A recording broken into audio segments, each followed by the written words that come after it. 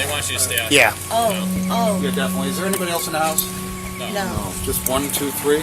This mother just came home to her worst nightmare. Her husband brutally murdered in his own home.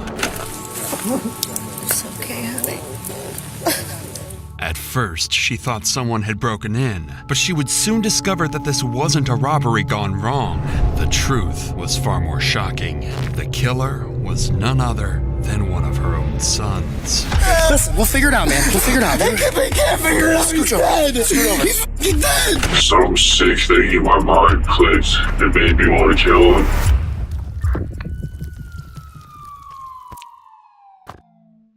On the night of November 21st, 2023, Theodore Gulia was working at his desk in his home when he was suddenly struck from behind with a baseball bat. A powerful blow to the head sent Theodore to the floor, severely injured and disoriented. As Theodore lay defenseless, the attacker continued to strike him repeatedly in the head. In a final act of brutality, the assailant stabbed Theodore multiple times in the throat, leaving him to succumb to his horrific injuries. The following morning, police received a frantic call from Theodore's wife, who had just discovered her husband's lifeless body. Officers rushed to the scene, unaware of the horror awaiting them.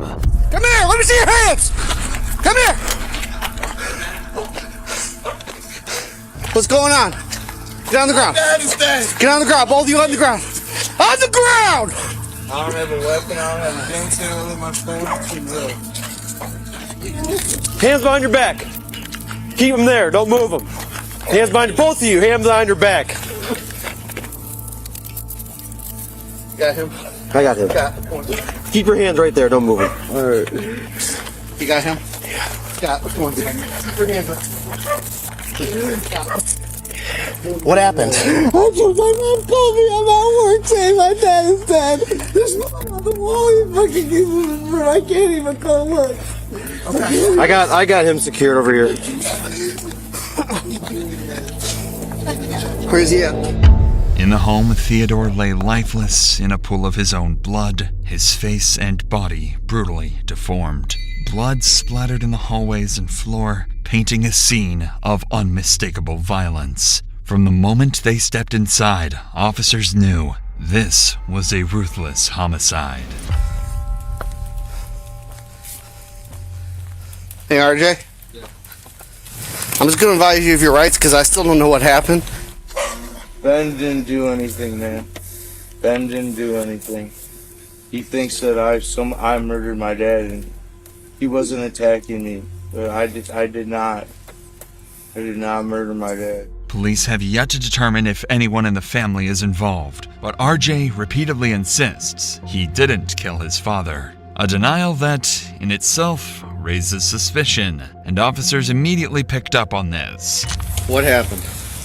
Okay, so I heard scuffling in the middle of the night. I usually smoke cigarettes in the garage. Okay. I listen to music at a certain volume. Long story short, I found my dad when my mom comes home. Okay. Who moved the body?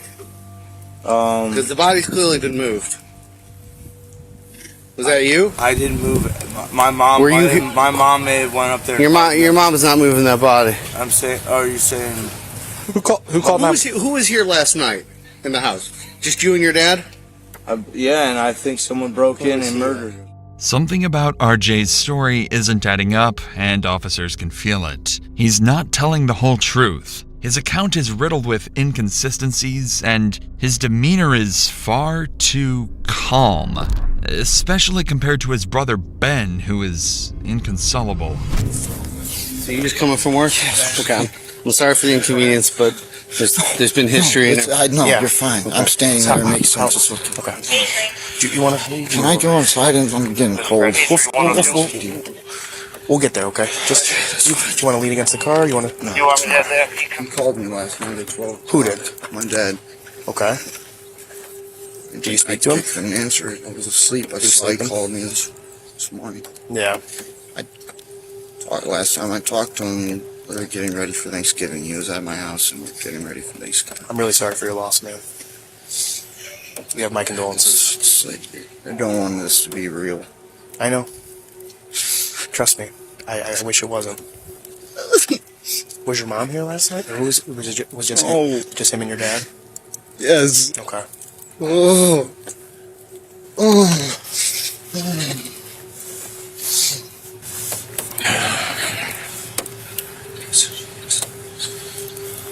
Ben seems to be in shock, yet one thing is very clear. Ben suspects that his own brother is responsible for the cold-blooded murder of their father. It might be easy to miss, but after Ben tells the officer that RJ and Theodore were home alone last night, he quietly mutters under his breath, "That piece of shit." We may take RJ back. Yeah, 100%.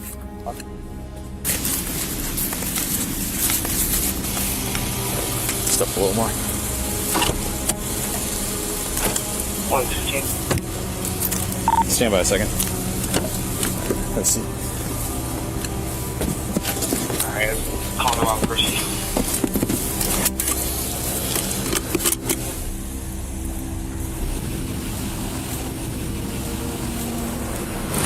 Here's what we got.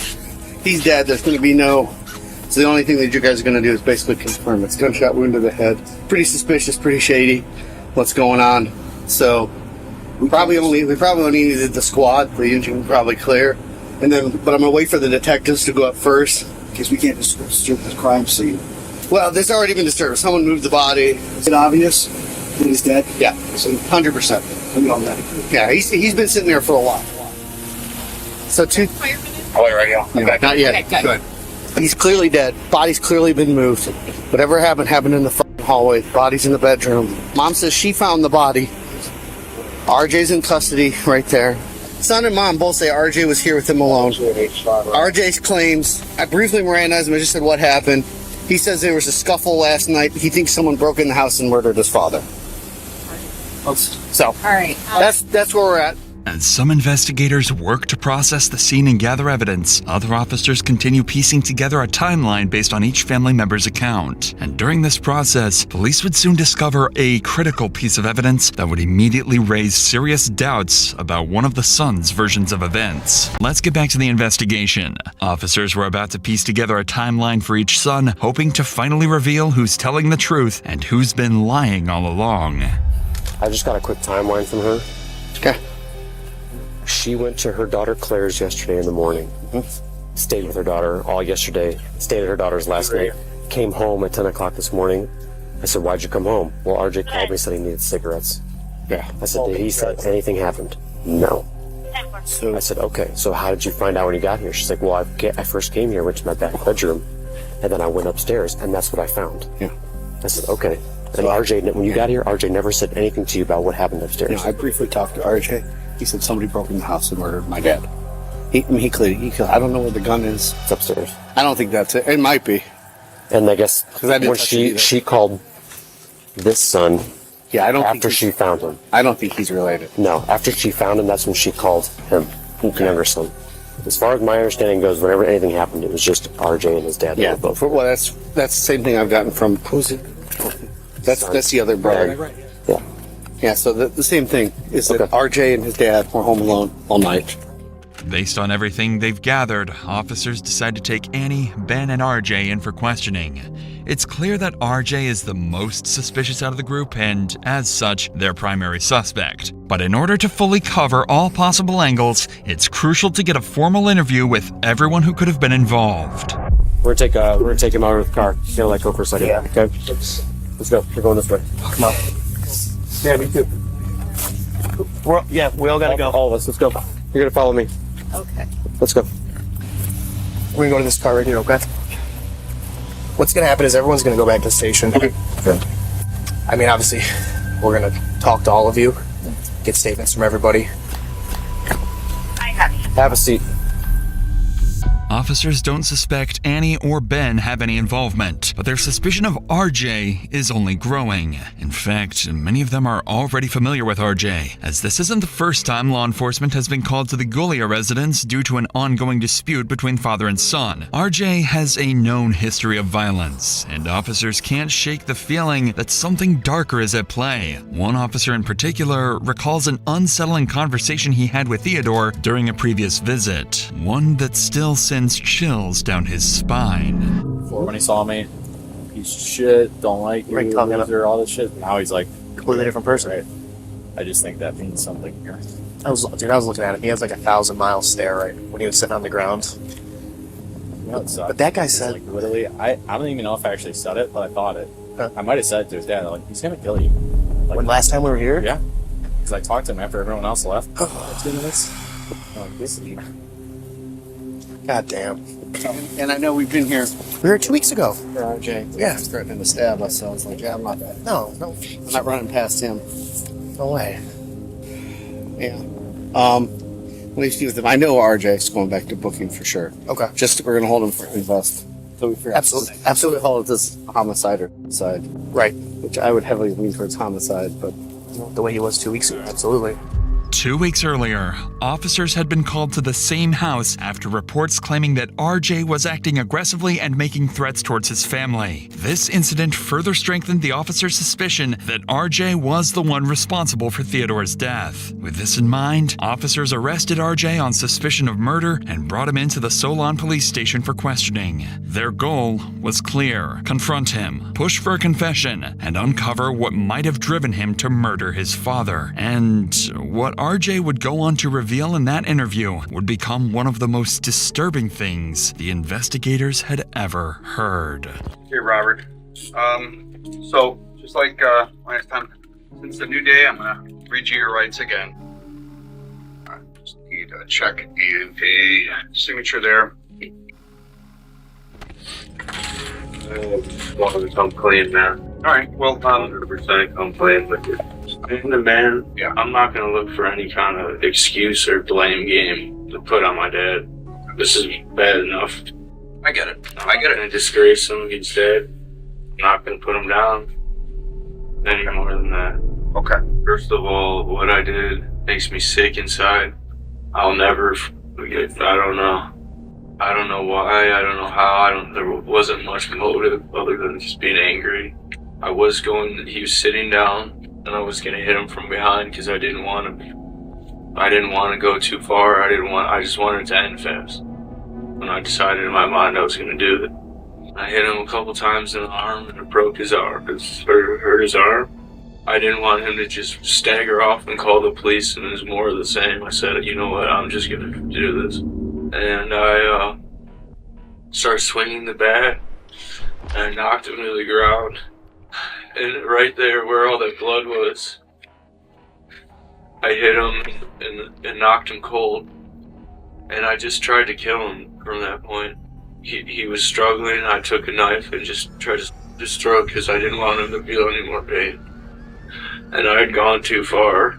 And I don't know how I didn't take my life seeing my dad like that. For no freaking reason, man. I didn't have much motive or plan. And I wasn't even that angry. It's just, I don't know, like I was possessed. He was literally sitting down and I started to strike him.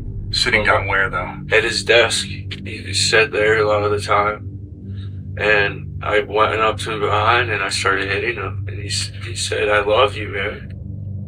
And it was his arm was all smashed up. It was too much. So I said, you know what, I'll just finish it, get it over with. I'm not gonna let him suffer like that and call the police. And The strikes continue, that it ends here. Is that correct? I knock him out cold. Right. And I never killed anybody in my life. So I had no idea how hard it was to actually kill him. Okay. And like I said, I grabbed a knife from his desk, stabbed him in the throat. Okay. And Tried to act blood. okay, and that was done out here. Let's see. I don't think you know how much this feels like the right thing to do, man. It is the right thing to do. I love my dad the most. I tried the hardest to get along with him. He's a hard guy to get along with. I cared about him the most out of everybody. I just want you to know that. I believe Played that. guitar. He loved playing guitar. I believe that, RJ. I don't doubt that one bit. That's what happened. I didn't do anything weird. I didn't take it too far. I just wanted it to end.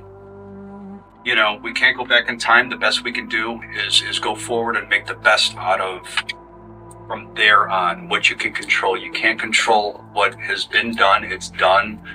let's move past that. Let's make better choices. Let's do the right thing from here moving forward. And that speaks to you and it speaks to your character, and I appreciate that. Just want to shake your hand and say thank you for giving me the opportunity to come clean. I know it's your Thanksgiving and everything, and this means a lot to me that you did that, because what you said is 100% true. That there's no passing, so the truth comes out. Thank you. Appreciate that. It is deeply disturbing how a son who claimed to love his father the most ultimately became his killer. But at the very least, RJ chose to come clean, confessing his actions and showing remorse for what he had done. RJ later pled guilty to involuntary manslaughter, felonious assault, and offenses against a human corpse. He was sentenced to a maximum of 25.5 years at the Lorraine Correctional Institute, where he currently resides.